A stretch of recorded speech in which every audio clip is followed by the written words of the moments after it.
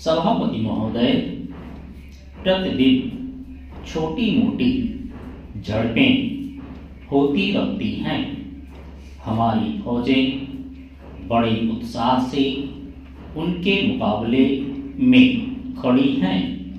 उनके हौसले बहुत ऊंचे हैं, लेकिन हमारी सरकार का भी यह कर्तव्य है कि उनके हौसले को कभी गिरने ना दें। उन्हें हर तरह की सुविधा प्रदान की जाए, जिससे उनका आत्मविश्वास बढ़े। मैं मंत्री महोदय से अनुरोध करूंगा कि सरकार अपनी नीतियों के प्रचार का काम ठीक प्रकार से अपनी फौजों से करे। उनको अच्छे हथियार दे।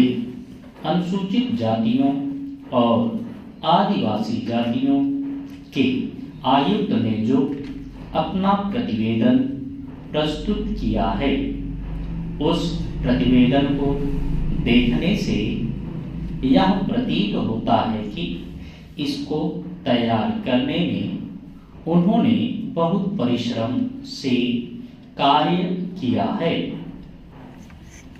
इसके लिए मैं उनको और उनके सहयोगियों को धन्यवाद देता हूं, परंतु साथ ही साथ इस प्रतिवेदन के संबंध में कुछ आवश्यक निवेदन भी करना चाहता हूं।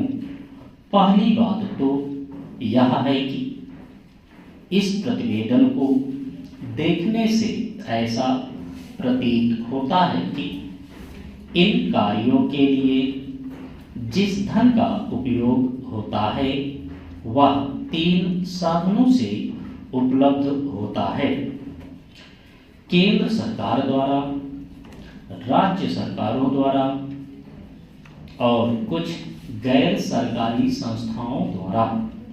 प्रतिवेदन के अनुसार जितना धन इन कार्यों पर व्यय करने के लिए दिया जाता है, उतना धन पूरी तरह से व्यय नहीं हो पाता। मैं यह नहीं कह सकता कि आवश्यकता से अधिक धन दिया जाता है या कार्यकर्ताओं को वह धन प्राप्त ही नहीं होता, जिसके कारण से वह बिना खर्च हुए बच जाता है। मैं तो यह चाहता हूं कि जितना धन दिया जाता है उसका पूरा उपयोग हो और आयुक्त को यह ना कहना पड़े कि इस कार्य के लिए जितने धन की आवश्यकता थी उतना धन नहीं मिल पाया और विवश होकर हमको उस कार्य को बीच में ही रोकना पड़ा। चलिए, जहां तक राज्य सरकारों का संबंध है, बहुत सी राज्य सरकारें अभी तक इस कार्य में असावधानी से काम ले रही हैं और इस कार्य को उपेक्षा की दृष्टि से देखती हैं। आयुक्त ने इस बात की शिकायत की है कि बहुत सी राज्य सरकारों ने अनेक पत्र भेजने के बाद भी अभी तक अपनी रिपोर्ट नहीं भेजी है। मैं चाहता हूं कि सरकार इस तरफ निष्ठापूर्वक ध्यान दे।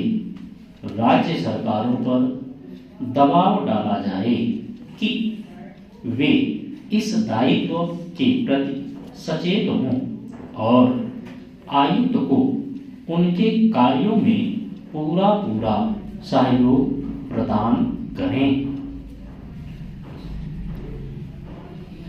चलिए, सभापति महोदय, किसानों की उपज की आप ना अधिक कीमत दे सकते हैं, ना अधिक उपजाने के लिए जो साधन देश में उपलब्ध हैं उनकी तरफ आपका ध्यान जा रहा है। जो कुछ आप कर रहे हैं उससे कोई अच्छा भविष्य नजर नहीं आ रहा है।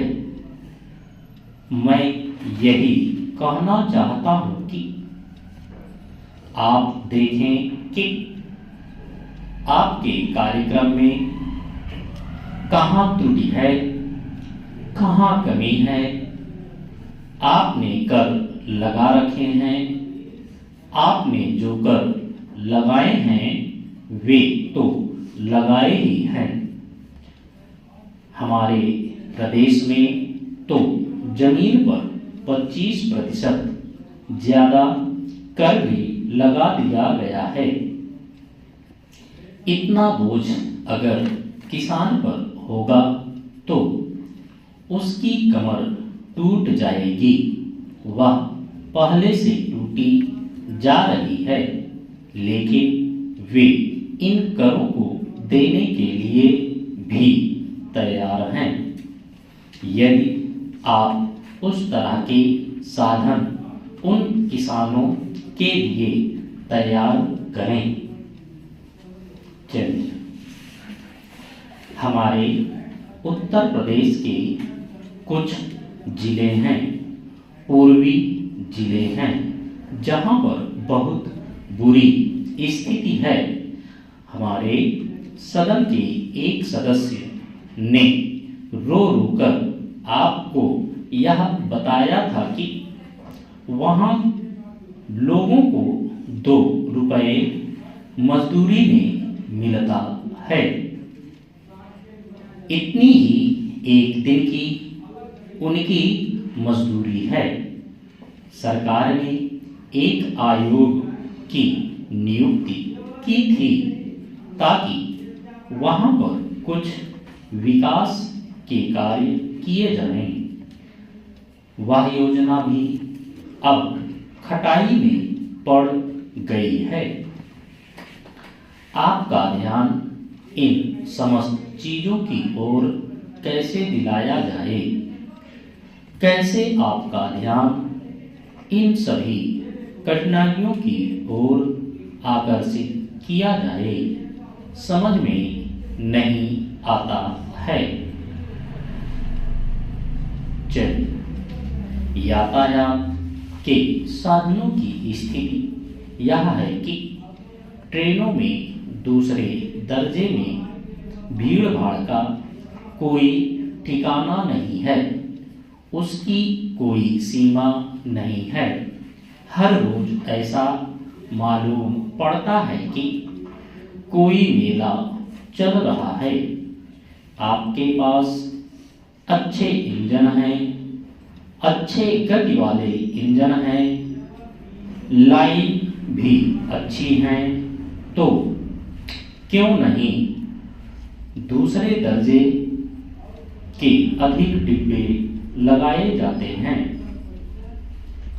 लोगों को कुछ सुविधा मिल जाए, वह काम नहीं किया जा रहा है। आपको किसान की, देहात में रहने वाले आदमी की, मजदूर की परवाह नहीं है, जो समस्त कठिनाइयों को झेलता है।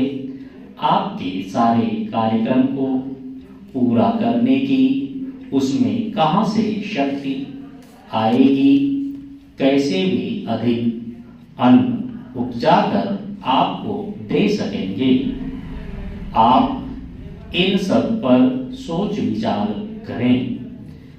आपने बड़े बड़े फार्म बना दिए हैं, क्या उन्हें आपके फार्म से कोई लाभ मिल रहा है?